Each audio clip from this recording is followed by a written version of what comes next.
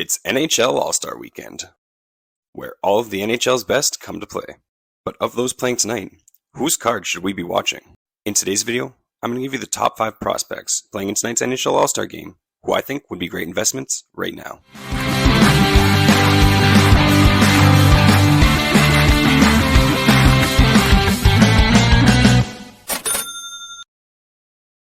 What's going on YouTube? Flippin out SC coming at you with a brand new video. And in today's video, we're looking at 5 of the younger players playing in tonight's NHL All-Star game, who I think would be great investments for the future. And again, this isn't financial advice. These are just 5 players that I'm watching, so invest at your own risk. So let's get started. At number 5, we have a player who's playing in his 3rd NHL All-Star game at the age of 24 years old. This player plays on one of the NHL's worst teams, so it's not quite as hard to stand out, but I still think he's going to have a bright future. I'm talking about Clayton Keller.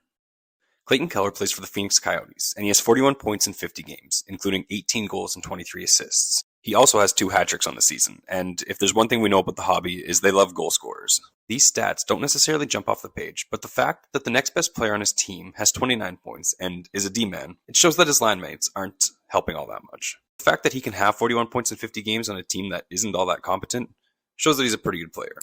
Now I realize that playing for the Coyotes doesn't really help your prices, but if he ever gets traded or moved for any reason, his prices could take a real big jump. And I think he's a great investment right now because his prices are extremely low. For example, Alex DeBrincat, who is from Keller's rookie year, also has 41 points in 50 games. His Rainbow Color Wheel OPC Platinum goes for $6.65 on ComC, while Keller's is $2.70. And it doesn't end there. Most of his cards are fairly underpriced compared to stars of equal caliber, and so for that reason, I think he's a pretty good buy. In spot number 4, we have a goalie who steals wins. His GAA this year is 2.31 compared to his team's GAA, which is 2.71. He's got 4 shutouts, a 923 save percentage, and is still only 27 years old. We're going with Ilya Sorokin. I believe Ilya Sorokin is one of the top 5 goalies in the game today. He has recently fallen out of the number 1 spot on the Vezina rankings for the season, but that's just because Ullmark is playing ridiculously well. Ullmark also has a team surrounding him. Sorokin has been stealing games for the Isles this year, and without him, who knows where they'd be in the standings. I feel like Sorokin's prices are fairly low because he doesn't get a whole lot of attention, but if the Isles can start winning with the new acquisition of Bo Horvat, I think those could take a real jump. But for now, at $22 for a young gun compared to Ullmark's $32, I think he's a pretty good buy. In spot number 3, we're going with a player who I've spoken about on this channel before. This player seems to fly under the radar and is still underpriced.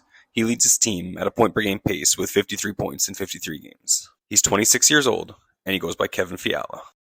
Fiala seems to be the quiet leader on a young up-and-coming team, with players surrounding him like Byfield, Kaliev, Kempe, and Velarde, and Kopitar seeming to be on his way out. I think Fiala is the next perennial All-Star on the LA Kings.